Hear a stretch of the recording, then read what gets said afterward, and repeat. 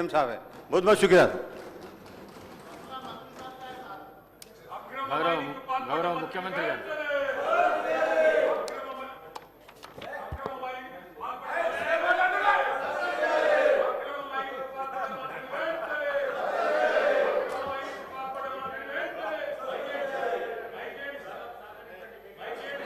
Speaker sir, Telangana రాష్ట్రం ఏర్పడ్డ తర్వాత తెలంగాణ ఆదాయ వనరైన ఖనిజ సంపదకు సంబంధించి జరుగుతున్న అక్రమాలను, ప్రభుత్వానికి వస్తున్న నష్టాన్ని దృష్టిలో పెట్టుకొని మేము బాధ్యత తీసుకున్న తర్వాత ఇసుక విషయంలో కానీ, క్రషర్స్ విషయంలో కానీ, గ్రనైట్ విషయంలో కానీ, ఇతర ఖనిజ సంపదలో జరుగుతున్న అక్రమాలను నియంత్రించి ప్రభుత్వ ఆదాయాన్ని పెంచడానికి తీవ్రమైన కృషి చేసి అప్పటి వరకు రకరకాల దోపిడీలో ప్రజాప్రతినిధులు, ప్రభుత్వంలో ఉన్న పెద్దలు భాగస్వాములు అవుతుంటే 100% నియంత్రించి, నియంత్రణ ద్వారా ప్రభుత్వ ఆదాయాన్ని పెంచి ఎవరున్నా తన మన పార్టీ ప్రభుత్వానికి సంబంధం లేకుండా ఈ ఖనిజ సంపద ద్వారా వచ్చే ఆదాయాన్ని పెంచాలి, పేదలకు పంచాలి అనే విధానాన్ని తీసుకొని అన్ని రకాలుగా నిబద్ధత కలిగిన అధికారులనేసి, నిబద్ధత కలిగిన మంత్రిక బాధ్యత ఇచ్చి ఈనాడు రిఫార్మ్స్ తీసుకొచ్చి ఆదాయాన్ని పెంచడం జరిగింది. అయితే ఈ క్రమంలో వారు ఆరోపణ చేస్తున్న రాఘవ కన్స్ట్రక్షన్స్ ఏదైతే క్రషర్ ఉందో అక్కడ కూడా ప్రభుత్వానికి రావాల్సిన ఆదాయం విషయంలో మా అధికారులు నిక్కచ్చిగా 2025 సంవత్సరంలో రాఘవ కన్స్ట్రక్షన్స్ పరిశీలించి అక్కడ వాస్తవ పరిస్థితులను తీసుకొని సినరేజ్ ఛార్జెస్ కానీ ఇతర ప్రభుత్వానికి రావాల్సిన పన్నుల విషయంలో ఆ సంస్థకు నోటీస్ ఇచ్చి ఆ పన్నులను రాబట్టి చిత్తశుద్ధితోని ప్రభుత్వ ఆదాయాన్ని పెంచినాం. మేమిచ్చిన నోటీసునే వాళ్ళు తీసుకొచ్చి చదివి వినిపించి ఈ నోటీసు గత ప్రభుత్వం ఇచ్చిన నోటీసు కాదు, గత ప్రభుత్వం దీన్ని కనిపెట్టింది లేదు, లేదా ప్రతిపక్ష నాయకులు ఎవరైనా ఈరోజు ఈ అంశాన్ని ప్రస్తావిస్తున్న శాసనసభ్యులు ఎవరు కూడా ఇక్కడ అక్రమం జరుగుతుందని ప్రభుత్వానికి ఫిర్యాదు చేయలే. ప్రభుత్వమే స్వయంగా ఏ ప్రాంతాలలో ఇసుక దోపిడీ జరుగుతుంది, ఖనిజ దోపిడీ జరుగుతుంది, ప్రభుత్వ ఆదాయానికి గండి పడుతుందని కనుక్కొని మేమే ఆ నిధులను రాబట్టుకునే కార్యక్రమంలో భాగంగా ఈరోజు రాఘవ కన్స్ట్రక్షన్స్కు నోటీస్ ఇచ్చినాం. మా నోటీస్కు స్పందించి దాదాపుగా 3 కోట్ల రూపాయలు ప్రభుత్వానికి చెల్లించాల్సిన పన్నులు చెల్లించడమే కాకుండా వాళ్ళు తీసుకోవాల్సిన అనుమతుల గురించి కూడా మా అధికారులు చేసిన సూచనను వాళ్ళు అమలు చేయాల్సిందిగా మేము ఆదేశాలు ఇచ్చినాం. ఇంత పారదర్శకంగా తన మన పార్టీ ప్రభుత్వానికి సంబంధం లేకుండా మేము తీసుకున్న చర్యల్ని మీరు ఇసుకలో ఆదాయాన్ని పెంచినరు, మీరు ఈరోజు క్రషర్స్లో ఇల్లీగల్ మైనింగ్ ఆపినరు, ప్రభుత్వ ఆదాయాన్ని పెంచిందని ఒక మాట ప్రభుత్వాన్ని అభినందించే మా అధికారులు ఇంకా రెట్టించిన ఉత్సాహంతో ఈరోజు ప్రభుత్వ ఆదాయం పెంచుండేవాళ్ళు. అట్లా కాకుండా ఈరోజు మేము నోటీస్ ఇచ్చి మేము రాబట్టిన దాన్నే తీసుకొచ్చి సభలో చదివి వినిపించి వాళ్ళేదో కనిపెట్టినట్టు, వాళ్ళేదో ప్రభుత్వ ఆదాయాన్ని ఈరోజు కాపాడినట్టు నటన చేసి దానికి హౌస్ కమిటీ వేయాలని చెప్పి ఈరోజు వాళ్ళు 2 రోజుల నుంచి హడావిడి చేస్తున్నారు. అధ్యక్ష వాళ్ళు అధికారంలో ఉన్నప్పుడు వేసిన హౌస్ కమిటీలు 3 ఉన్నాయి అధ్యక్ష. నాకు తెలిసి అప్పుడు లెజిస్లేటివ్ అఫేర్స్ మినిస్టర్గా సిద్దిపేట శాసనసభ్యులే ఉన్నారు. House committee on illegal sale, occupation of government lands, రెండవ house committee on enquiry into work properties, house committee on irregularities in cooperative housing societies. 3 house కమిటీలు వేసి ఈ హౌస్ కమిటీలను అడ్డం పెట్టుకొని వాళ్ళందరినీ బ్లాక్మెయిల్ చేసి వాళ్ళ దగ్గర ఆస్తులు కొల్లగొట్టడమే కాకుండా రాజకీయంగా కూడా పార్టీ ఫిరాయింపులను ప్రోత్సహించడానికి వాళ్ళు ఇది ఉపయోగించుకున్నారు. అధ్యక్ష ఇవాళ కూడా వాళ్ళు హౌస్ కమిటీ వేసి ఆ హౌస్ కమిటీలకు 1-2 సభ్యులు వాళ్ళ పార్టీ నుంచి వచ్చి ఆ మంత్రిని బ్లాక్మెయిల్ చేసి వాళ్ళు అక్రమంగా ఏదైతే ధరణిని అడ్డం పెట్టుకొని దోసుకున్న భూములు ఉన్నాయో దాన్ని అక్రమం చేయడానికి ఆ మంత్రి దూరపు బంధువుల సంస్థను అడ్డం పెట్టుకొని ఆ మంత్రి మీద బురద జల్లి రెవెన్యూ శాఖల వాళ్ళ దోపిడీని కప్పిపుచ్చుకునే ప్రయత్నంలో హౌస్ కమిటీ అడిగింది అధ్యక్ష. అప్పుడు మా మంత్రి గారు విచారణకు ఆదేశిస్తామని చెప్పిన ఒక దళితుడు ఆ శాఖను నిర్వహించడం అతనికి చేత కాదు, అతని సమర్థుడు కాదు అని ఆ మంత్రిని ప్రజల ముందు చిత్రీకరించడానికి పాపం ఆ మంత్రి గారు మొత్తం ఇంగ్లీష్లో చదువుకున్నాడు, హెచ్పిఎస్లో. అతను ఇంగ్లీష్లో ఆలోచన చేసి తెలుగులో చెప్పే వరకు అతని మీద ఎదురుదాడి చేసి ఆ శాఖను ఆ మంత్రి గారు సమర్థవంతంగా నిర్వహించలేకపోతున్నారు అన్నట్టుగా ఆ దళిత మంత్రిని అవమానించడానికి నిన్న తీవ్రమైన ప్రయత్నం చేసింది. ఆ సందర్భంలో సభకు వచ్చిన నేను సభా నాయకుడిగా వాళ్ళు ఏం డిమాండ్ చేస్తుండ్రో విన్న తర్వాత మా అధికారులతో మాట్లాడితే మా అధికారులు సార్ తెలంగాణ వచ్చినప్పటి నుంచి ఈ ఖనిజ సంపద దోపిడీ గురవుతున్నది, ప్రధానంగా ప్రజాప్రతినిధులు ఇందులో ఉన్నారు, వీళ్ళే ఆదర్శంగా ఉండాల్సిన వాళ్ళు ఈరోజు దోపిడీకి పాల్పడుతున్నారు, దీని మీద సిబిసిఐడి ఎంక్వైరీ చేస్తే బ్రహ్మాండంగా ఉంటుంది. రాఘవ కన్స్ట్రక్షన్స్తో పాటు జూన్ 2, 2014 నుంచి నిన్నటి వరకు జరిగిన వ్యవహారాలు, లావాదేవీలు, అక్రమ మైనింగు, ప్రభుత్వ ఆదాయ నష్టము అన్నిటిని కలిపి సిబిసిఐడి ఏమని మా అధికారుల సూచన మేరకు వాళ్ళలాగా హౌస్ కమిటీలు వేసి బ్లాక్మెయిల్ చేసి లబ్ధి పొందాలన్న ఆలోచన చేయకుండా చిత్తశుద్ధితోటి ఈరోజు రాష్ట్ర ప్రభుత్వం ఒక సిబిసిఐడి ఎంక్వైరీకి ఆర్డర్ ఇచ్చినాం. నేను తమరి ద్వారా ప్రతిపక్షానికి విజ్ఞప్తి చేస్తున్నా అధ్యక్ష, దయచేసి అక్కడ కొంతమంది సీనియర్ శాసనసభ్యులు కూడా ఉన్నారు, కొందరు సిన్సియర్ కూడా ఉన్నారు. నేను సిన్సియర్గా ఉన్న సభ్యులకు విజ్ఞప్తి చేస్తున్నా, మీ దగ్గర ఏమేమి సమాచారం ఉందో ఈ సమాచారాన్ని పూర్తిగా మా సభ్యులే కాదు, మా సభ్యులు కానీ, మా బంధువులు కానీ, మా దూరపు బంధువులు కానీ, మా అనుచరులు కానీ, మా సహచరులు కానీ ఎవరైనా ఈ అక్రమ మైనింగ్లో పాల్గొంటే, ప్రభుత్వ ఆదాయానికి గండి కొడితే, అనుమతులు లేకుండా అక్రమంగా మైనింగ్ చేస్తే వివరాలన్నీ మీరు సిబిసిఐడి అధికారులకు ఇవ్వండి. మీరిచ్చిన ఏ ఆధారాన్ని కూడా, మీరు నిర్దిష్టమైనగా చేసే ఏ ఆరోపణను కూడా మా అధికారులు నిర్లక్ష్యం చెయ్యరు. సంపూర్ణంగా మీరు ఇచ్చిన ఫిర్యాదులను స్వీకరించి ఆ ఫిర్యాదులకు మీకు రిసిప్ట్ కూడా ఇచ్చి మీకు మీ దగ్గర ఇది స్వీకరించినమని పూర్తి స్థాయిలో విచారణ చేసే బాధ్యత మా అధికారులు తీసుకుంటారు. తెలంగాణ పోలీసు అధికారులకు దేశంలోనే కాదు ప్రపంచంలోనే ఒక మంచి పేరున్నది. నిజాయితీ కలిగిన అధికారులు ఉన్నారు.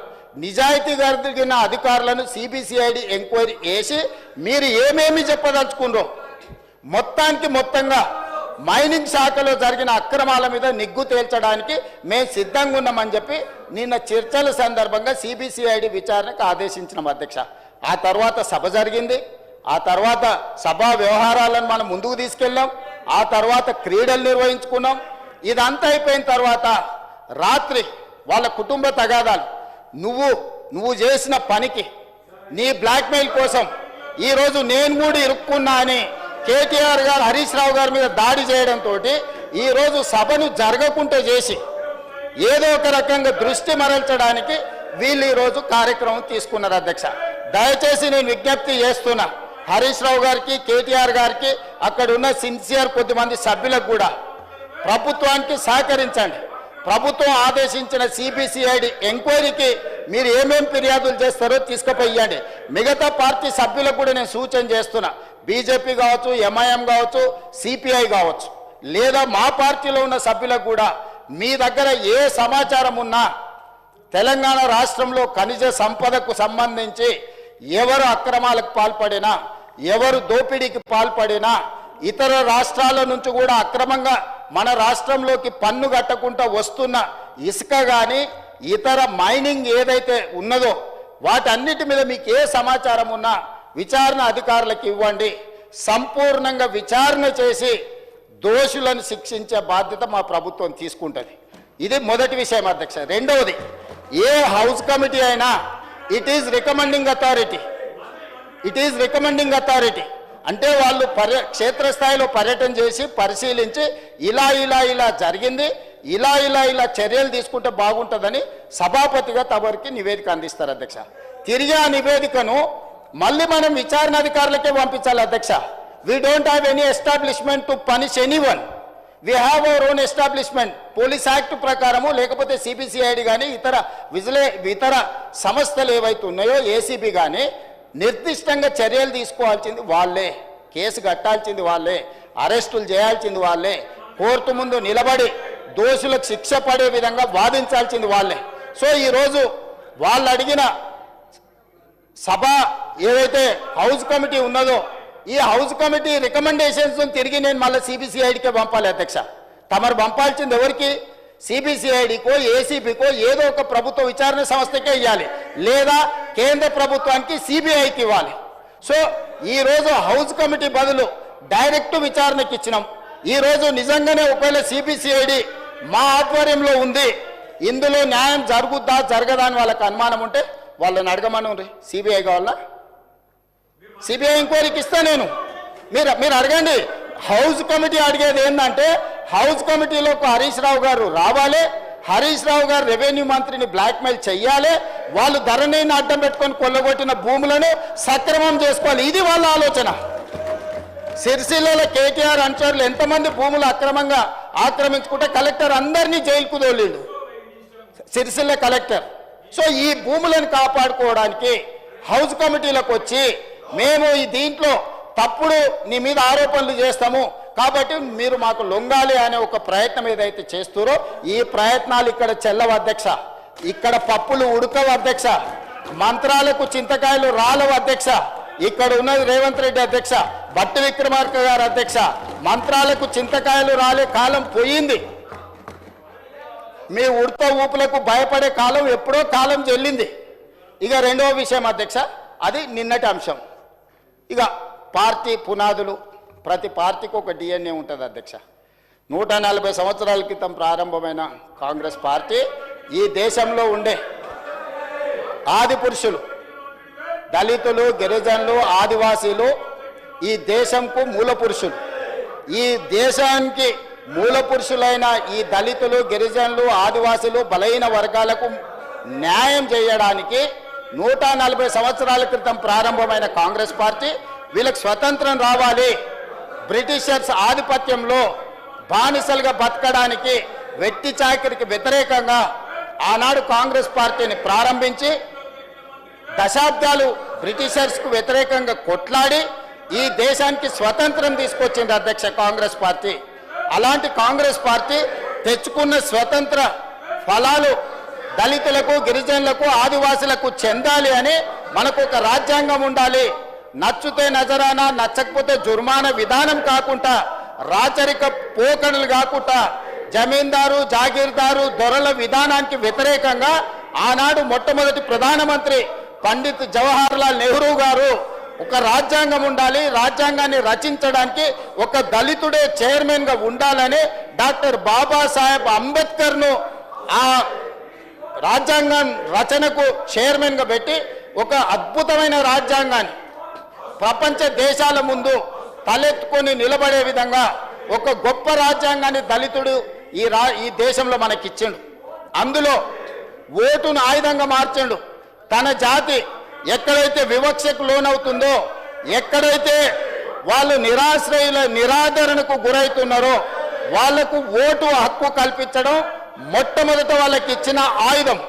అదేవిధంగా ఓటు హక్కు ఇవ్వడం ద్వారా దళితులు, గిరిజనులు బాగుపడతారనే నమ్మకం లేకపోవడం వల్ల, లెవెల్ ప్లేయింగ్ ఫీల్డ్ ఈక్వల్గా లేకపోవడం వల్ల, ఒక దళితుడు, ఒక దొర పెరిగిన వాతావరణం, నివాస ప్రాంతం భిన్నంగా ఉండడం వల్ల దొరలకు అందుబాటులో ఉన్న విద్య కానీ, ఆర్థిక పరిస్థితులు కానీ దళితులకు లేకపోవడం వల్ల తక్కువ మార్కులు వచ్చినా కానీ వాళ్ళకి విద్య, ఉద్యోగ, రాజకీయ అవకాశాలు, ఎందుకంటే చట్టసభలలో గెలవాలంటే ఆనాడే అంబేద్కర్ గారు గుర్తించిండ్రు ధన ప్రభావం ఉంటుంది, దొరల ప్రభావం ఉంటుంది, ఆధిపత్యం ఉంటుంది అని చెప్పి ఆనాడు SC ST reservations in assembly, STS reservations in Lok Sabha, ఇట్లా రిజర్వేషన్లు ఇచ్చి ఆనాడు డాక్టర్ బాబాసాహెబ్ అంబేద్కర్ గారు మొట్టమొదట ఓటు హక్కు ఇచ్చిండు. వాళ్ళని పాలించే వాళ్ళను సేవకులుగా నియమించుకోవడానికి దళితులకు, గిరిజనులకు ఓటు హక్కు ఇచ్చిండు అధ్యక్ష. రెండవది, చట్టసభలలో ధన ప్రభావంతో, కుల ప్రభావంతో ఎన్నిక కాకపోవడానికి అవకాశాలు ఉన్నాయి, కాబట్టి కుల వ్యవస్థ ఉన్న ఈ దేశంలో వాళ్ళకు న్యాయం జరగాలంటే చట్టసభలలో దళితుల గిరిజనులకు నిర్దిష్టమైన జనాభా ప్రాతిపదికన రిజర్వేషన్లు ఇచ్చి ఈరోజు చట్టసభలలో వాళ్ళను ఈరోజు ప్రతినిధులు చేసి ఎమ్మెల్యేలు, ఎంపీలు, రాష్ట్ర మంత్రులు, కేంద్ర మంత్రులు, రాష్ట్రపతులను చేసే పని కాంగ్రెస్ పార్టీ తీసుకున్నది. ఈ దేశానికి రాష్ట్రపతి అయినా, ఏ రాష్ట్రానికి ముఖ్యమంత్రి అయినా, ఏ రాష్ట్రంలో మంత్రులైనా ఈనాడు కాంగ్రెస్ పార్టీకి అధ్యక్షుడిగా ఒక బ్లాక్ కాంగ్రెస్ ప్రెసిడెంట్ మల్లికార్జున్ ఖర్గే గారిని జాతీయ అధ్యక్షుడిగా ఒక దళితుడిని నియమించిన పార్టీ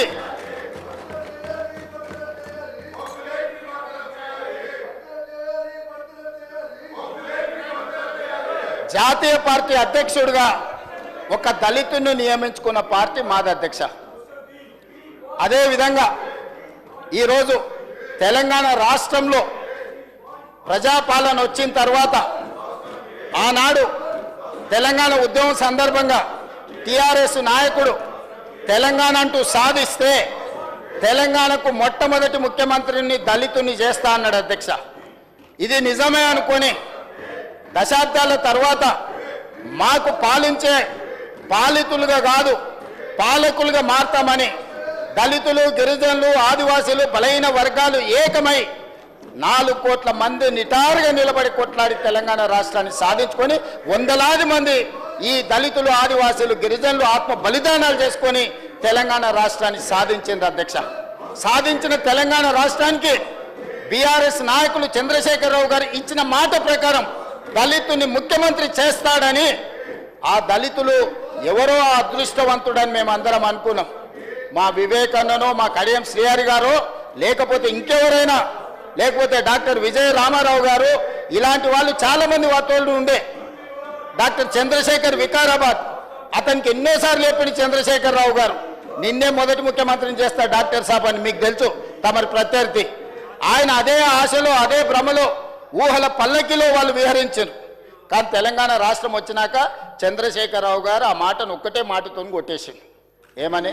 దళితులకు పరిపాలన చేత కాదు, ఈ తెలంగాణలో ఎన్నో సమస్యలు ఉన్నాయి, ఈ సమస్యలను అన్నిటిని పరిష్కరించాలంటే దొర మాత్రమే తెలంగాణకు ముఖ్యమంత్రి కావాలి, దళితులు అవ్వడానికి వీల్లేదని అత్యంత అవమానకరంగా ఉద్యమంలో త్యాగాలు చేసి, ఉద్యమంలో ఆత్మ బలిదానాలు చేసుకొని ఎన్నికల్లో బీఆర్ఎస్కు ఓట్లేసి గెలిపించిన దళితులను నట్టేట ముంచి చంద్రశేఖరరావు గారే ఈ తెలంగాణకు ముఖ్యమంత్రి బాధ్యతలు తీసుకున్నాడు అధ్యక్ష. సరే, అది వాళ్ళ పార్టీ అంతర్గత వ్యవహారం, నేను ఆ జోలికి వెళ్ళదలుచుకోలేదు, అది వాళ్ళ ఇష్టం. 2018 ఎన్నికల తర్వాత వాళ్ళు దళితులను వంచి మంత్రివర్గంలో ఒక్కరికే ఆనాడు మంత్రి ఇచ్చిన ఉప ముఖ్యమంత్రిని మళ్ళీ బర్తరఫ్ చేసి ఆ తర్వాత ఇంకొకరికి ఇచ్చింది. 2018 తర్వాత కూడా ఒక్కరికే అధ్యక్ష ఇచ్చింది, కొప్పుల ఈశ్వర్ గారికి. దళితుల పట్ల వాళ్ళకు ఉన్న ప్రేమ ఎలాంటిదో వాళ్ళ మంత్రివర్గ కూర్పును చూస్తే మీకు అర్థమైంది అధ్యక్ష. అధ్యక్ష, వాళ్ళు అట్లుంటే 2018లో మేము ఒక దళిత బిడ్డ బట్టి విక్రమార్క గారిని మిత్రుణ్ణి, అతని దళితుడనే కాదు, అతని సమర్థవంతుడు, సెంట్రల్ యూనివర్సిటీలో చదువుకున్న వాళ్ళందరికంటే చదువులో, విద్యలో, జ్ఞానంలో నేర్పరి వాళ్ళందరికంటే, ఆడున్నోళ్ళందరికంటే ఏ పరీక్ష అయినా పెట్టండి మా బట్టి విక్రమార్క గారు మొదటి స్థానంలో వస్తారు. అట్లాంటి చదువుకున్న ఒక దళిత బిడ్డను లక్ష్మీపల్లి అని ఒక చిన్న మారుమూల గ్రామం నుంచి ఈ స్థాయికి ఎదుగొచ్చిన బట్టి విక్రమార్క గారిని ప్రధాన ప్రతిపక్ష నాయకుడిగా చేసిన అధ్యక్ష కాంగ్రెస్ పార్టీ. వారు ముఖ్యమంత్రి చేస్తానని చేయకుండా మోసం చేస్తే అది వారి విజ్ఞత. కానీ ప్రతిపక్ష పార్టీలో సీనియర్లు ఉత్తమ్ కుమార్ రెడ్డి గారు, కోమటిరెడ్డి గారు లాంటి, సబితా ఇంద్రారెడ్డి గారు లాంటి సీనియర్ శాసనసభ్యులు ఉన్న సందర్భంలో వాళ్ళందరినీ కూడా కాదని కాంగ్రెస్ పార్టీ బట్టి విక్రమార్క గారిని ప్రధాన ప్రతిపక్ష నాయకుడిగా నియమించారు అధ్యక్ష. ఏం జరిగిందో మీకు తెలియదా అధ్యక్ష? సంవత్సరం తిరగకుందే ప్రతిపక్ష నాయకుడిగా బట్టి గారు అక్కడ నిలబడి ఈ ప్రభుత్వాన్ని నిలదీస్తుండని, ఈ ప్రభుత్వ విధానాలను ప్రశ్నిస్తుండని, ఒక క్వాలిటీ డిబేట్ డిస్కషన్ ఇనిషియేట్ చేస్తున్నాడని కక్షగట్టి ఎమ్మెల్యేలను పార్టీ ఫిరాయించే విధంగా ప్రోత్సహించి ప్రధాన ప్రతిపక్ష హోదా కూడా గుంజుకున్నాడు అధ్యక్ష. 19 మంది ఎమ్మెల్యేలను 5 మంది ఎమ్మెల్యేలకు కుంచకపోయే విధంగా ఒక దళితుడు ప్రతిపక్ష నాయకుడు ఉంటే చూసి ఓర్వలేని దళితుల పట్ల తన వివక్ష తన కక్షను భట్టి గారిని తొలగించడం ద్వారా ఆయన పైశాచిక ఆనందాన్ని పొందిండు తప్ప ఏ రోజు కూడా దళితుల కోసం వాళ్ళు కనీసమైన ప్రేమ కాదు కదా, అభిమానం కాదు కదా, కనీసం మానవత్వం కూడా వాళ్ళు ప్రదర్శించలేదు అధ్యక్ష. అయినా మానసిక ధైర్యం కోల్పోకుండా ఎన్ని అవమానాలు ఎదురైనా, సభలో మైకి ఇవ్వకపోయినా, సభలోకి రానియకపోయినా మనోనిబ్బరం కోల్పోకుండా ప్రజాక్షేత్రంలో పాదయాత్ర చేసి ఆదిలాబాద్ పిప్పిరి నుంచి మొదలుపెట్టి ఖమ్మం వరకు రోజుల కొద్ది పాదయాత్ర చేసి అదే దళితులు, గిరిజనులు, ఆదివాసీలు, బలైన వర్గాలు, మహిళలు, మైనార్టీలను, విద్యార్థులను, నిరుద్యోగ యువకులను, అమరవీరుల కుటుంబాలను కలుసుకుంటూ సమస్యలు తెలుసుకుంటూ ప్రజా జీవితంలో రాణించింది కాబట్టే ఈరోజు ప్రజాపాలన ప్రభుత్వం ఏర్పడ్డది అధ్యక్ష. వారు ఉప ముఖ్యమంత్రి అయిన ఈ రాష్ట్ర ప్రజలకు ఏ బాగోగుల కోసం మనం బడ్జెట్ పెట్టుకుంటామో ఆ బడ్జెట్ పెట్టే ఆర్థిక మంత్రి హోదా వారికి ఇచ్చిండ్రు. గతంలో ఎవరి దగ్గర ఉండే అధ్యక్ష? హరీష్ రావు గారి దగ్గర ఉండే. ముఖ్యమంత్రి ఎవరి దగ్గర ఉండే అధ్యక్ష? కేసీఆర్ గారి దగ్గర ఉండే. మున్సిపల్ శాఖ ఎవరి దగ్గర ఉండే అధ్యక్ష? కేటీఆర్ దగ్గర ఉండే. ఇవాళ ఉప ముఖ్యమంత్రి పదవితో పాటు ఆనాడు దొరలు నివసించిన గడిలో ఈరోజు పేదలకు ఈరోజు బట్టి విక్రమార్క గారు నివసించి ప్రతిరోజు నిత్యం పేదలు దర్శించుకోవడానికి, లోపలికి రావడానికి, కలవడానికి అవకాశం కల్పించి గేట్లు బార్లా తెరిస్తే ఆనాటి ఆర్థిక మంత్రి ఈనాటి ఆర్థిక మంత్రిని అవమానించే విధంగా బడ్జెట్ ప్రవేశపెడితే నీకు చేత కాదు, నీకు అవగాహన లేదు, నువ్వు నడపలేవు. ఏం భాష అధ్యక్ష ఇది? ఏం వ్యవహారం ఇది? పద్ధత అంటే వాళ్ళు దొరలు మాత్రమే పాలన చేయగలరు, దొరలు మాత్రమే బడ్జెట్ పెట్టగలరు, దొరలు మాత్రమే దోపిడీ చేయగలుగుతున్నాం మేము అన్నట్టుగా విర్రవీగడం ఏంది అధ్యక్ష? బట్టి విక్రమార్క గారు ప్రవేశపెట్టిన బడ్జెట్లో లోపం ఉంటే బడ్జెట్లున్న లోపాలు చెప్పండి. వ్యక్తిగతంగా బట్టి గారిని టార్గెట్ చేసి మాట్లాడే అవసరం ఉందా అధ్యక్ష?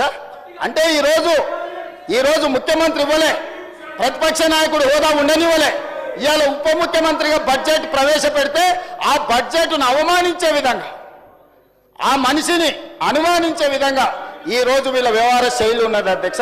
ఇది తెలంగాణ సమాజానికి మంచిదాన్ని నేను అడుగుతున్నా అధ్యక్ష. అదే కాదు అధ్యక్ష, ఈరోజు నేను తమరి ద్వారా చెప్పదలుచుకున్నా, బట్టి విక్రమార్క గారు, దామోదర రాజనరసింహ గారు, వివేక్ వెంకటస్వామి గారు, అడ్లూరి లక్ష్మణ్ గారు, ధనసరి సీత అనసూయ సీతక్క గారు, రామచంద్ర నాయక్ గారు, వేముల వీరేశం గారు, అద్దంకి దయాకర్ గారు, ఇట్లా నేను చెప్పుకుంటూ వెళ్తే ఎంతమంది దళితులకి ఈరోజు ప్రభుత్వంలో అవకాశం వచ్చింది అధ్యక్ష? అంతెందుకు అధ్యక్ష, దళితులను చిన్న చూపు చూసే చంద్రశేఖరరావు గారికి కనువిప్పు కలగాలి, ఆ దళితుడు ముందు చేతులు కట్టుకొని నిలబడాలని తమరిని స్పీకర్గా కుర్చీలో కూర్చోబెట్టినాం అధ్యక్ష. ప్రతి క్షణం ఏ దళితులనైతే చంద్రశేఖరరావు గారు వారి పార్టీ అవమానించిందో ఆ దళితుడు ముందు నాకు మైకు కావాలి, మీరు కరుణించండి, మీరు దయ చూపండి, ఇన్నాళ్ళు నేను చేసిన పాపాలకు ఈనాడు శిక్ష అనుభవిస్తున్నానని మీ ముందల చేతులు కట్టుకునే విధంగా మిమ్మల్ని ఈరోజు స్పీకర్గా మా ఎమ్మెల్యేలందరూ మా పార్టీ తమని ఆ కుర్చీలో కూర్చోబెట్టారు అధ్యక్ష. అందుకే ఈరోజు ప్రధాన ప్రతిపక్ష నాయకుడు సభకు వస్తలేడు. ఎందుకంటే ఒక దళితుడు ముందు నిలబడి నేను మైక్ అడగాలనా, ఒక దళితుడు పైన కూర్చుంటే నేను కింద కూర్చోవాలనా, దొరబిడ్డనై ఉండి దళితుడు ముందు కింద కూర్చోవడం ఏంది అని ఈరోజు సభకు రావడం లేదు. అది వారి విజ్ఞత, అది వారి ఆలోచన. పోని ఆయనకు అహంకారం ఉంది, వయసు మీద పడ్డది, లేకపోతే మనకంటే వయసులో పెద్దోడు అని ఆయనను కొన్ని విషయాలలో మనము చూసి చూడనట్టు ఉన్నా వీళ్ళకేం పోయే కాలం అధ్యక్ష? ఏం పోయే కాలం? ఇవాళ నేను ఒకటే చెప్పదలుచుకున్నా, బట్టి విక్రమార్క గారు, అడ్లూరి లక్ష్మణ్ గారు, లేకపోతే వివేక్ గారు, లేకపోతే మా అన్న దామన్న గారు, రామచంద్ర నాయక్ గారు, లేకపోతే వేముల వీరేశం గారు, అద్దంకి దయాకర్కు మేమిస్తే వాళ్ళు ఎవరికి ఇచ్చారు అధ్యక్ష? చంద్రశేఖరరావు గారు, హరీష్ రావు గారు, రామారావు గారు, దయాకర్ రావు గారు, వినోద్ రావు గారు, కవితారావు గారు, సంతోష్ రావు గారు, ఇవన్నీ పుణ్యానికి నామినేటెడ్ పోస్టులు అధ్యక్ష. ఎన్నికల్లో నిలబడి గెలిచొచ్చాడు గురించి నేను మాట్లాడదలుచుకోలే. కానీ ప్రభుత్వ పెద్దగా అధినేతగా, పార్టీ అధినేతగా పెద్దగా నిర్ణయాలు చేసేటప్పుడు ఓ దామోదరరావు రాజ్యసభ ఇస్తాడు, ఓ ఓ సంతోష్ రావుకు రాజ్యసభ ఇస్తాడు, ఓ వినోద్ రావుకు ఓడిపోతే ప్లానింగ్ కమిషన్ వైస్ చైర్మన్ ఇస్తాడు. వీళ్ళు నలుగురు మంత్రులు ఇదే సభలో చంద్రశేఖరరావు, హరీష్ రావు, తారక రామారావు, దయాకర్ రావు మంత్రులుగా ఉంటే అటువైపున అట్లుంటే ఇటువైపున బట్టి విక్రమార్క దళిత్, దామోదర్ రాజనరసింహ దళిత్, వివేక్ వెంకటస్వామి దళిత్, అట్లూరి లక్ష్మణ్ దళిత్, వేముల వీరేశం దళిత్, ధనసరి అనసూయ సీతక్క ఆదివాసి, అదేవిధంగా రామచంద్ర నాయక్ లంబాడ, అద్దంకి దయాకర్ దళిత్. మా టీం చూడండి, వాళ్ళ టీం చూడండి అధ్యక్ష. ఇది నీతి జాతి. వాళ్ళొచ్చి ఒక qualified educated minister, sober personality. Venkataswamy గారు లేకుంటే తెలంగాణలో ఇవన్నీ అభివృద్ధి జరిగినాయా? ఒక రాజకీయ వారసత్వము, ప్రజలకు సేవ చేసిన కుటుంబం నుంచి వచ్చిన మంత్రిని, ఆ మంత్రిని గెలువనిస్తలేరు అధ్యక్ష, మాట్లాడనిస్తలేరు. అంటే స్పీకర్గా తమరు సభను నడపలేరని వాళ్ళ పోడియంలో కూర్చున్న దాని వెనకాల రాజకీయం లేదు అధ్యక్ష, రాజకీయ కుట్ర ఉన్నది. ఒక దళితుడు స్పీకర్గా ఈ సభను నడపలేడు, దళితుడు సభనే నడపలేనప్పుడు స్పీకర్గా కొనసాగొద్దు అనే కుట్ర కోసం ఈ రోజు సభలో పోడియంలో కూర్చున్నారు అధ్యక్ష. ఇది దళిత వ్యతిరేక విధానం అని నేను చెప్పదలుచుకున్నా అధ్యక్ష. మీరు ఇన్నిసార్లు విజ్ఞప్తి చేశారు, ఒక్క మాటను మిమ్మల్ని కన్సిడర్ చేసిండ్రా? ఎన్నిసార్లు హరీష్ రావు మైక్ అడిగితే మీరు అన్నిసార్లు మైక్ ఇచ్చిండ్రు అధ్యక్ష? విజ్ఞత ఉండాల్సిన అవసరం లేదా? బాధ్యతగా వ్యవహరించాల్సిన బాధ్యత వాళ్ళ మీద లేదా? ఈ రోజు ఒక దళితుడు పైన కూర్చుంటే గంటల కొద్దీ మీ విజ్ఞప్తిని పెడచెవిన పెట్టి ఈ రోజు అవమానించే విధంగా పోడియంలో కూర్చుండ్రు అధ్యక్ష. అంటే వాళ్ళ ఆలోచన ఒక్కటే, స్పీకర్గా దళితుడు ఈ సభను నడపలేడు, స్పీకర్గా దళితుడు ఉండొద్దు. ఆర్థిక మంత్రిగా, ఉప ముఖ్యమంత్రిగా ఈ రోజు అతను ఫెయిల్ అయిండు అంటే ఒక దళితుడు ఆర్థిక మంత్రిగా, ఉప ముఖ్యమంత్రిగా ఉండొద్దు. ఇది వాళ్ళ విధానం. మైనింగ్ విషయంలో వివేక్ వెంకటస్వామి ఒక దళితుడు మంత్రిగా ఉంటే అతను దళితుడు మంత్రిగా ఉండడానికి వీల్లేదు అని ఈరోజు కుట్రపూరితమైన రాజకీయ కక్ష, జాతి వివక్ష, కుల వివక్షతోని ఈరోజు కులాన్ని అవమానించే విధంగా, వాళ్ళ కులమే గొప్పది, మనమేమో చెప్పులు కుట్టుకోవాలి, చేపలు పట్టుకోవాలి, గొర్రెల్ని పెంచుకోవాలి, పందులను కాసుకోవాలి, ఇవి మనకిస్తారంట. మనం చెట్లు గీసుకోవాలి, లేకపోతే ఈ పనులు మనం చేస్తే వాళ్ళేమో రాజ్యాలు వెళ్తారంట. రాజ్యాలు వెళ్ళడం వాళ్ళ హక్కు అంట. చెప్పులు కుట్టుకోవడం, చేపలు పట్టుకోవడం, గొర్రెల్ని పెంచుకోవడం, పందులను కాసుకోవడం మన బాధ్యత అంట అధ్యక్ష. ఇది వాళ్ళ విధానం.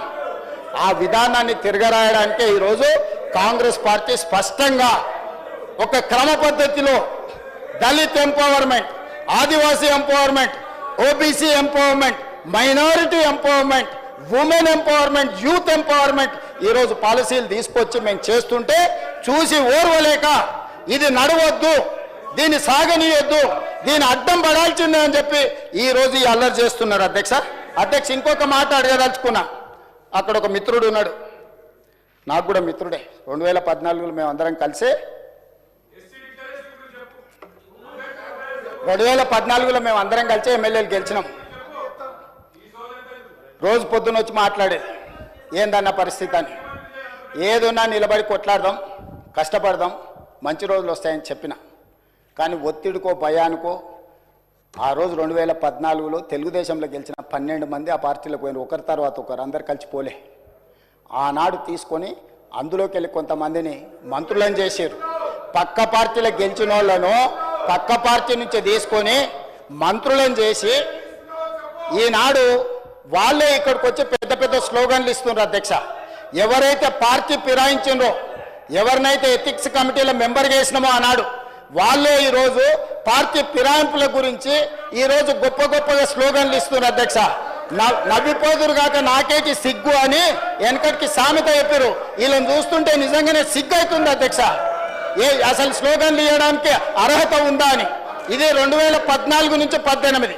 2018 తర్వాత కాంగ్రెస్ పార్టీలో గెలిచిన ఎమ్మెల్యేలను తీసుకొని మంత్రులను చేస్తే ఆ మంత్రులే సీతక్కను అవమానించే విధంగా మాట్లాడుతున్నారు అధ్యక్ష. అసలు ఏ మాత్రం ఒక్క క్షణం ఆలోచన చేసినా, ఒక్క క్షణం వాళ్ళు కళ్ళు మూసుకొని గతాన్ని తలుచుకుంటే తల వంచుకొని సభలో నుంచి నడుచుకుంటూ బయటకు వెళ్ళాలి అధ్యక్ష. అట్లాంటి మీరు ఇట్లాంటి దుష్ట సాంప్రదాయానికి, ఇట్లాంటి దుర్మార్గమైన విధానానికి పునాదులేసిందే మీరు.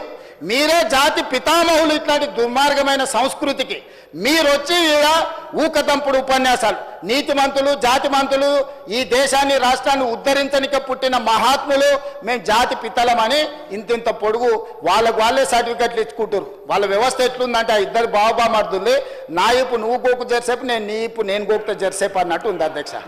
వాళ్ళ ఈపులు వాళ్ళు గోక్కొని, బాబామర్దులు ఒకరిపు ఒకరు గోక్కొని, వాళ్ళిద్దరు సమ్మగా ఉందని అనుకుంటారు. పాపం వీళ్ళ అమాయకులు, వాళ్ళు సమ్మగా ఉంటే వీళ్ళు చప్పట్లు కొడుతున్నారు. వీళ్ళ అమాయకత్వం చూసి నాకు ఏం చెప్పాలో అర్థమైతే లేదు. ఆడ బాంచు ఆడే ఏంది నిజామాబాద్లో ఏంది అది ఎమ్మెల్యే ఉన్నాడు కదా, మంత్రి ఉండే కదా, బాంచువాడే కాదు, బాలకొండ ఆయన జర మంచి ఆయనే అనుకున్నా. కానీ ఆయన కూడా ఇట్లా తయారైండు. అంతకుముందు కొంచెం ఏదైనా ఉంటే ఉన్నది ఉన్నట్టు మాట్లాడేటోడు. బాలకొండ ఆయన కూడా వాళ్ళతో చేరి సపోర్ట్లు కొడుతున్నాడు. ఎట్లా అధ్యక్ష? వాళ్ళ కుటుంబంకి కొంచెం గౌరవం ఉంది అధ్యక్ష జిల్లాలో. నాకు తెలుసు వాళ్ళ కుటుంబం గురించి. గౌరవప్రదమైన కుటుంబం నుంచి వచ్చిన మీరు కూడా ఇట్లా తయారైతే సమాజంలో మన కుటుంబాలకు ఉన్న గౌరవం కూడా పోతుంది. దయచేసి ఇట్లాంటి తప్పుడు విధానాలను ప్రోత్సహించకండి. రూమ్లోనన్నా తలుపు మూసి చెప్పురి. వాళ్ళు పిల్లలు కోతికి కొబ్బరి చిప్పి ఇస్తే నాకడానికి గీకడానికి సరిపోయిందంట. వాళ్ళ పరిస్థితి అట్టుంది. పెద్ద ఆయన్నే వస్తలేడు, తాను జడిన కోతి వనమల్ల చేడిచాయని పెద్దలు చెప్పారు.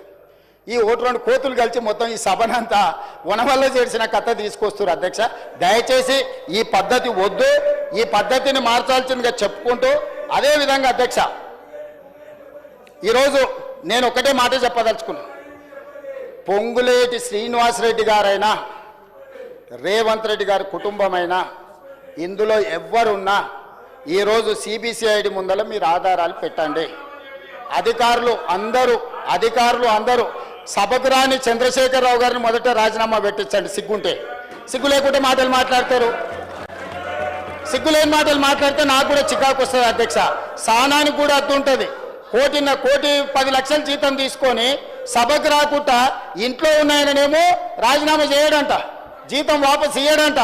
రోజు 18 గంటలు చేసి 4.5 లక్షల ఇందిరమ్మ ఇండ్లు కట్టించి ఈరోజు లక్షలాది దళితుల, గిరిజనులకు, ఆదివాసీలకు ఇండ్లు ఇచ్చి వాళ్ళ ఇళ్లలో, వాళ్ళ కళ్ళల్లో, వాళ్ళ ఇండ్లలో వెలుగు, వాళ్ళ కళ్ళల్లో ఆనందం చూసే పొంగులేటి శ్రీనివాసరెడ్డి రాజీనామా చేయాలంట.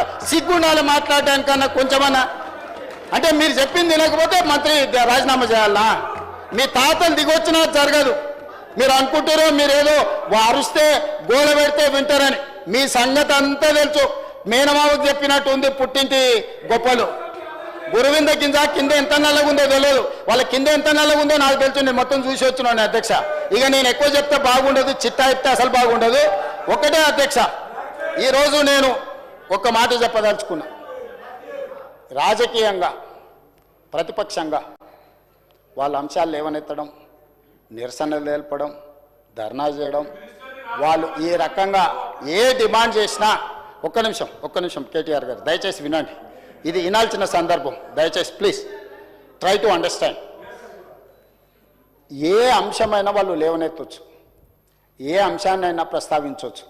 ఎందుకంటే జడ్పీటీసీగా, ఎమ్మెల్సీగా, ఎమ్మెల్యేగా, ఎంపీగా అన్ని చట్టసభలలో నేను పనిచేసి వచ్చిన. చాలామందికి లైఫ్ టైం మొత్తం ఎమ్మెల్యేగానే ఉంటారు, కొంతమంది ఎంపీగా ఉంటారు. నేను స్థానిక సంస్థల నుంచి, కోఆపరేటివ్ సొసైటీస్ నుంచి చెప్పాలంటే వెనక్కి వెళ్తే అక్కడ నుంచి ఈ దేశంలో ఉండే అన్ని చట్టసభలు నేను చూసి వచ్చిన.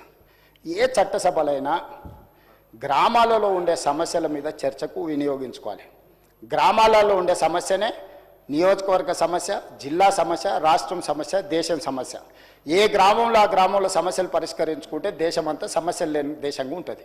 అట్లాంటి ప్రయత్నాలు చేసేటప్పుడు మీ దృష్టికి వచ్చిన వాటిని మీరు వేటినైనా ఇక్కడ ప్రస్తావించవచ్చు, మీరు మాట్లాడవచ్చు, మీరు డిబేట్ చేయొచ్చు. డిబేట్ చేసిన తర్వాత ప్రభుత్వం ఒక నిర్ణయానికి వస్తుంది. నిర్ణయానికి వచ్చిన తర్వాత we have to move forward. Next అంశానికి వెళ్ళాలి, నెక్స్ట్ అంశం ప్రస్తావించాలి. మేము అన్నట్టే ఈ ప్రభుత్వం నడవాలి, మేము చెప్పినట్టే ఈ మంత్రులు, ఈ ముఖ్యమంత్రి వినాలి అనేది ఇది అహంభావము, అహంకారము, దుర్మార్గమైన ఆలోచన. ఆ ఆలోచనను మీరు ఉపసంహరించుకోండి. మీ ఆలోచనల నుంచి మీరు తొలగించుకోండి. మీరు అందరు కూర్చోండి. ఒక్క నిమిషం ఒక్క నిమిషం స్పీకర్ సార్ దయచేసి ఇప్పుడు తల్లిదండ్రులు వయసు మీద పడిన తల్లిదండ్రులకు సంబంధించిన చర్చ జరుగుతుంది వాళ్ళ రక్షణ కోసం. ఖచ్చితంగా ప్రతిపక్షానికి మైక్ ఇవ్వండి, ఎంతసేపు మాట్లాడతారో మాట్లాడమనుంది. ముగిసిపోయిన అధ్యాయాన్ని తిరిగి మళ్ళీ తెరవండి అని అంటే తమరు అనుమతిస్తే తెరవచ్చు, నాకేం అభ్యంతరం లేదు. ఈ సభ మీది, ఈ సభలో ఉన్న ప్రతి సభ్యుడి హక్కులను కాపాడే బాధ్యత మీది. వాళ్ళతో పాటు నేనైనా కడియం శ్రీహరి గారైనా ఇక్కడున్న బట్టి గారైనా ఈ సభలో సభ్యులం. అందరి సభ్యులకు ఒకే రకమైన హక్కులు ఉన్నాయి. ఆ రకమైన హక్కులను కాపాడాల్సిన బాధ్యత తమరిది.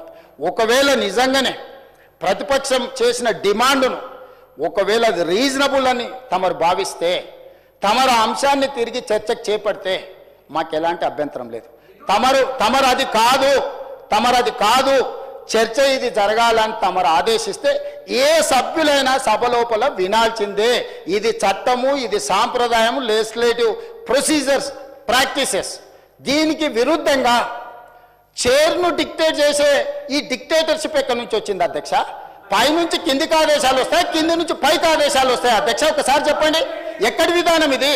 ఎక్కడుంది? ఇన్నేళ్ళ అనుభవం ఉంది అంటారు, ఇన్నిసార్లు గెలిచినాం అంటున్నారు. ఇన్నేళ్ళ అనుభవం ఉండి ఇన్నిసార్లు గెలిచి ఇన్ని రోజుల అధికారంలో ఉన్న మీకు ఈ కనీస పరిజ్ఞానం కానీ అవగాహన కానీ లేదా? ఉన్నా కూడా మీరు కళ్ళు మూసుకొని వ్యవహరించాలనుకుంటే సమాజం అంతా గమనిస్తుంది. దయచేసి స్పీకర్ సార్ మీరు ఆదేశాలు ఇవ్వండి, వాళ్ళని కూర్చోమనండి. వాళ్ళు కూర్చున్న తర్వాత వాళ్ళు ఏం మాట్లాడదలుచుకుందో, ఏ సభలో ఏ అంశం చర్చ జరుగుతుందో ఆ అంశం మీద మీరు చర్చకు అనుమతించండి. లేదు మీరు అన్ని చర్చల్ని వాయిదా వేసి వాళ్ళు అడుగుతున్న దాని మీదనే తమరు ఒకవేళ అనుమతిస్తే తమరు అనుమతి ద్వారా ఎవరైనా మాట్లాడవచ్చు. తమ అనుమతి లేకుంటే ఎవరు మాట్లాడడానికి వీల్లేదు. ఈరోజు నేను తెలంగాణ రాష్ట్రానికి ముఖ్యమంత్రి ఉన్నా, ఇంతమంది సభ్యులు మాట్లాడుతుంటే మీరు వాళ్ళందరికీ అవకాశం ఇచ్చినప్పుడు నేను మౌనంగా ఉండి, నాకు అవకాశం ఇచ్చినప్పుడు ఇప్పుడు నేను మాట్లాడుతున్నాను. ఇది విషయం. ఇక అసలు విషయానికి వస్తున్నా అధ్యక్ష. కడియం శ్రీహరి గారు కేసీఆర్ గారికి సరిసమానమైన ప్రజా జీవితంలో నుంచి వచ్చిన ప్రజాప్రతినిధి. ఎవరు కూడా నేను ఆన్ రికార్డ్ నేను చెప్తున్నా, కడియం శ్రీహరి గారి నిబద్ధతను నిజాయితీని ఈ దేశంలోనే ఎవరు ప్రశ్నించజాలరు. నిజాయితీతో కూడుకున్న నిక్కచ్చిగా వ్యవహరించే ప్రజాప్రతినిధి. ఎన్నో మంత్రి పదవులు చేపట్టిన అవినీతి మచ్చలేని మంత్రిగా పనిచేసాడు. ఒక సీనియర్ లెజిస్లేటర్ను పట్టుకొని అధ్యక్ష రాజకీయంగా వాళ్ళకి ఏమైనా అభిప్రాయం ఉండని, రాజకీయం పట్ల వారికి ఏమైనా వ్యతిరేకత ఉండని నేను ఇవన్నీ మాట్లాడదలుచుకోలే. నేను ఒకటే అడగదలుచుకున్నా, హరీష్ రావు గారిని, కేటీఆర్ గారిని, మీ సభ్యుడు వ్యవహరించిన తీరును మీరు సమర్థిస్తున్నారా? సభలో ఈ రకమైన వ్యవహార శైలి ఈ సభకు మంచిదా? ఒక సీనియర్, అతను దళితుడా, అతను గిరిజనుడా అనే నేను ప్రస్తావిస్తలేను. అతను ఈ సభలో నాకు తెలిసి చాలా సీనియర్ మోస్ట్లలో 3-4 తీసుకుంటే కడియం శ్రీహరి గారు ఒకరు. వారి సీనియారిటీ, వారి అనుభవము, వారి నిజాయితీ, వారి చదువు ఈరోజు అక్కడ నిలబడి ఒక సూచన చేస్తే ఇంత అసభ్యకరంగా, ఇంత అసహ్యకరంగా ఎవరైనా వ్యవహరిస్తే ఈ వ్యవహారాన్ని హరీష్ రావు గారు, కేటీఆర్ గారు సమర్థిస్తారా? ఇది మీ పార్టీ విధానమా? ఈ విధానాన్ని మీరు ప్రోత్సహించదలుచుకున్నారా? రేపు కడియం శ్రీహరి గారికి జరిగిన అట్లాంటిది ఒకవేళ చంద్రశేఖరరావు గారికి జరిగితే మీరు ఆమోదిస్తారా? ఈ వైపులో కూడా ఉన్నారు, ఈ వైపులో కూడా అంతకంటే కండలు తిరిగిన వాళ్ళు ఉన్నారు. రాజ్ ఠాకూర్ ఒకసారి నిలబడు. మా దగ్గర కూడా కండలు తిరిగిన వాళ్ళు ఉండరు అధ్యక్ష. తిరిగేసి ఆన్నే బోర్లేసి కొట్టనికి ఒక్కటేసారి తిరిగేసి కొట్టనికి ఉన్నారు అధ్యక్ష. కానీ ఇక్కడ కుస్తీలు కొట్టడానికి రాలే అధ్యక్ష. విఘ్నత ప్రదర్శించడానికి, అవగాహనతో మాట్లాడడానికి సభలోకి వచ్చినాం అధ్యక్ష. ఆకారం ఉంది కదా అని ఒక పెద్ద మనిషిని పట్టుకొని ఆ రకంగా అవమానించే విధంగా మాట్లాడడం, మీకు ఏదైనా అభిప్రాయం ఉండని మీరు ఏ అంశమైనా ప్రస్తావించండి. కానీ ఈ రకమైన విధానాన్ని ఈ సభ క్షమిస్తే ఇక భవిష్యత్తులో ఈ సభలో కత్తిపోట్లు లేకపోతే కుస్తీల పోటీలు జరగాల్సిన పరిస్థితి వస్తుంది. దీన్ని ఇక్కడనే నిలువరించాలి, దీన్ని ఇక్కడనే నియంత్రించాలి అధ్యక్ష. అందుకే అధ్యక్ష నేను చివరిగా నా సూచన, వాళ్ళందరూ చైర్లలో కూర్చొని చర్చలో పాల్గొంటే సభ్యులందరినీ సభలో కొనసాగించండి, లేకపోతే ఈ సభ్యుల్ని సభలో నుంచి రాబోయే 2 రోజుల్లో సభా వ్యవహారాలను నడుపుకోవడానికి వాళ్ళని సస్పెండ్ చేయండి అని చెప్తున్నా అధ్యక్ష. అదేవిధంగా అన్ని రకాల నియమ నిబంధనలు సాంప్రదాయాలను ఉల్లంఘించి అసభ్యకరంగా అవమానకరంగా వ్యవహరించిన పాడి కౌశిక్ రెడ్డి గారి విషయంలో ప్రత్యేకమైన చర్యలు తీసుకోవాల్సిన అవసరం ఉంది. ఈ రూల్ బుక్ అధ్యక్ష, rules of procedure and conduct of business in the Telangana legislative assembly, నాకు తెలిసి 2015లో హరీష్ రావు గారు లెజిస్లేటివ్ అఫేర్స్ మినిస్టర్స్ ఉన్నప్పుడే తెలంగాణ రూల్ బుక్ అమాండ్ అయింది. ఈ బుక్లో అధ్యక్ష page number 105 committee on ethics, ఈ రూల్ బుక్లోనే 105 పేజీలో committee on ethics 288 rule number, the committee shall examine every complaint concerning the unethical conduct of a member both within and outside the house referred to it by speaker or the house are taken by suo motu. దీన్ని తీసుకోవాల్సిందిగా అదేవిధంగా మా legislative affairs మినిస్టర్ని request చేస్తున్నా. దీంట్లో sub class 289 sub class 2, the house may also refer complaint of unethical conduct of a member on a motion to the committee for inquiry and report. అధ్యక్ష, నేను ఒకటే మాట, డైరెక్ట్గా మా సభ్యులు వారు చేసిన విధానాన్ని, వారు వ్యవహరించిన తీరును చూసి శాసనసభ సభ్యత్వాన్ని రద్దు చేసేయండి అని మా వాళ్ళు మాట్లాడి, నేను అట్లా నియమ నిబంధనలకు వ్యతిరేకంగా చర్యలు తీసుకోమని నేను అడిగాను. ఇది కమిటీ ఆన్ ఎథిక్స్కి వారి వ్యవహార శైలిని, ఈ సభలో అన్ని కెమెరాలు ఉన్నాయి, ఈ కెమెరాలలో వారు వ్యవహరించిన తీరు మొత్తం రికార్డ్ అయింది. ఈ అన్ని ఆధారాలను ఈరోజు ఈ సభ ద్వారా మోషన్ మూవ్ చేసి లెజిస్లేటివ్ అఫేర్స్ మినిస్టర్ ఆ ఎథిక్స్ కమిటీకి మీరు రెఫర్ చేసి, ఎథిక్స్ కమిటీ ఇచ్చే రికమెండేషన్స్ మీద పాడి కౌశిక్ రెడ్డి గారి మీద చర్యలు తీసుకోవాల్సిందిగా ఆ కమిటీని కూడా, ఇప్పుడు కమిటీ లేదని వారు చెప్పారు, సమయానికి బాగా గుర్తు చేశారు అధ్యక్ష. ఎంబడే ఎథిక్స్ కమిటీని కాన్స్టిట్యూట్ చేసి హరీష్ రావు గారి సూచన మేరకు తక్షణమే ఎథిక్స్ కమిటీని ఈ సభ ముగిసే లోపల మీరు అపాయింట్ చేసి ఈ కేసును దానికి రెఫర్ చేయాల్సిందిగా ఈ సభలో ఒక సత్సాంప్రదాయాన్ని, రేపు భవిష్యత్తులో ఏ సభ్యుడైనా ఈ రకంగా బాధ్యతారహితంగా అసభ్యకరంగా అసహించుకునే విధంగా సీనియర్ సభ్యులకు అవమానం జరిగే విధంగా వ్యవహరిస్తే ఏ రకమైన చర్యలు తీసుకుంటామో భవిష్యత్ తరాలకు తెలంగాణ సమాజానికి ఒక దిక్సూచిగా ఉండే విధంగా చర్యలు తీసుకోవాలి. దయచేసి మళ్ళొక్కసారి నేను తమరికి విజ్ఞప్తి చేస్తున్న అధ్యక్ష సభా నాయకుడిగా, బీఆర్ఎస్ శాసనసభ్యులు సీట్లలో కూర్చొని సహకరిస్తే తమరి విజ్ఞప్తి మేరకు సభలో కొనసాగించండి. వాళ్ళు సహకరించకుండా ఒక దళితుడు స్పీకర్గా కొనసాగడానికి వీలు లేదు, అతను సమర్థుడు కాదు సభను నడపడానికని ఒక సందేశాన్ని బయట ప్రపంచానికి ఇవ్వదలుచుకుంటే సభ్యులందరినీ రాబోయే బిజినెస్ ఈ బడ్జెట్ సమావేశాలు మొత్తానికి వాళ్ళని సభల నుంచి సస్పెండ్ చేయాల్సిందిగా పాడి కౌశిక్ రెడ్డి గారిది కమిటీ ఆన్ ఎథిక్స్కి రెఫర్ చేయాల్సిందిగా తమరికి విజ్ఞప్తి చేస్తూ అవకాశం ఇచ్చినందుకు మీకు ధన్యవాదాలు తెలియజేస్తూ సెలవు తీసుకుంటున్నాను అధ్యక్ష. హరీష్ రావు గారు సభా నాయకులు మిమ్మల్ని రిక్వెస్ట్ చేస్తున్నారు, నేను కూడా రిక్వెస్ట్ చేస్తున్నా, చైర్ మీదకి వెళ్ళి మీ సీట్లలో మీరు పోయి కూర్చుంటే మనము బిజినెస్ నడిపించుకుందాము. మీరు మీ సీట్లలో కూర్చుంటే, కేటీఆర్ గారు మీరు సీట్లలో కూర్చుంటే మనం జరిగే బిజినెస్ను నడిపించుకుందాం. జరిగే బిజినెస్ ఏదైతున్నదో బిజినెస్ను నడిపించుకుందాం.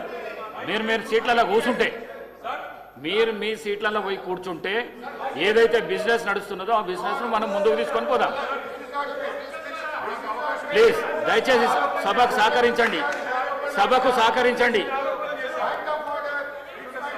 ఎలా మినిస్టర్ గారు? సార్ ఈరోజు మీరు సార్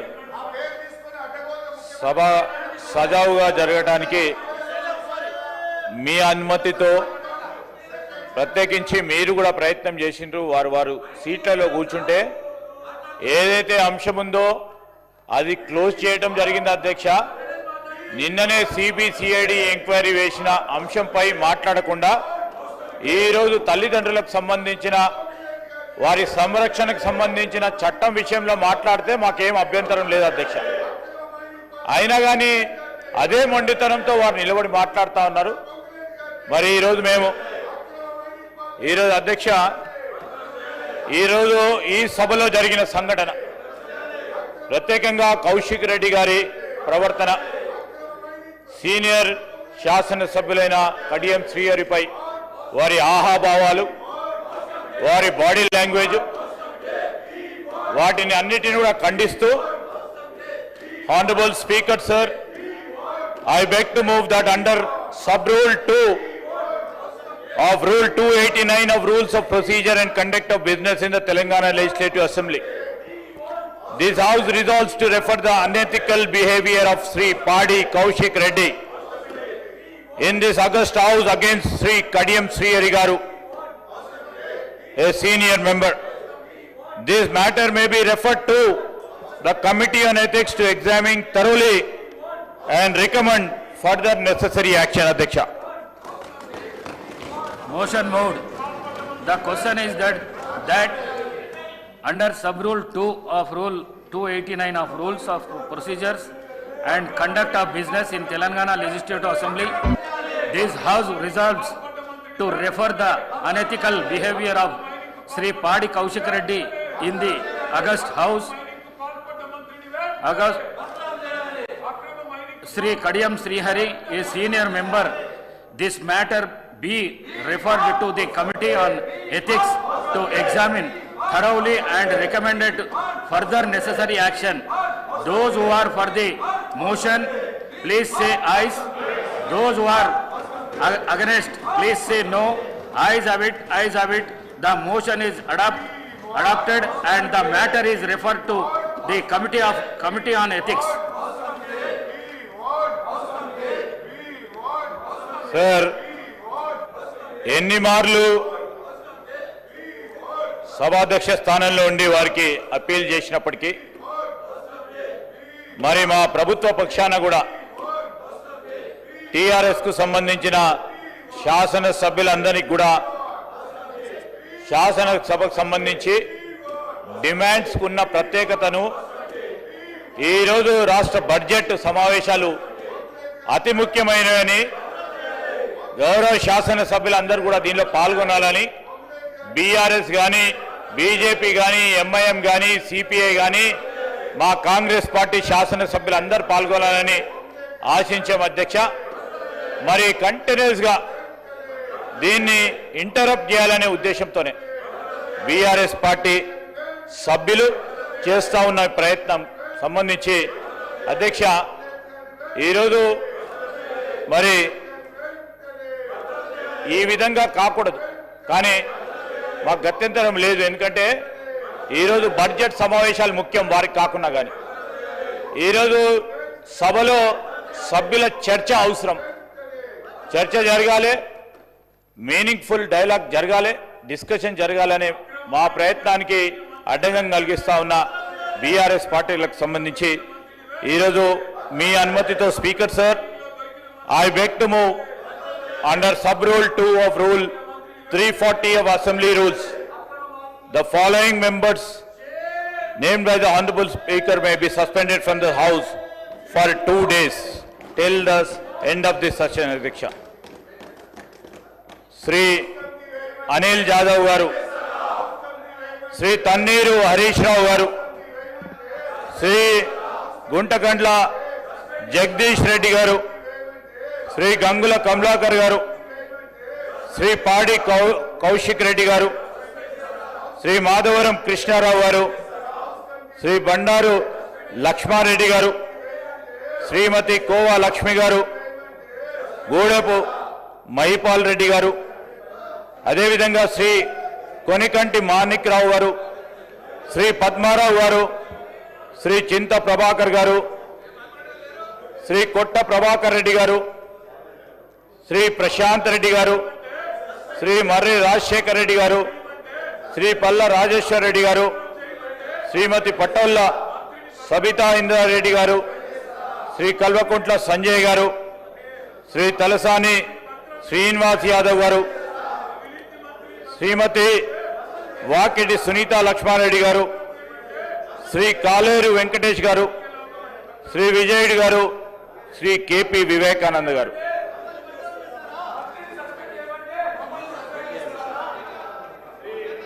కల్వకుంట్ల తారక రామారావు గారు. Motion moved. The question is that the Taraka Ramarao garu. of Rule 340 of the Assembly rules that the members named by the Speaker be suspended from the services of the House for 2 days.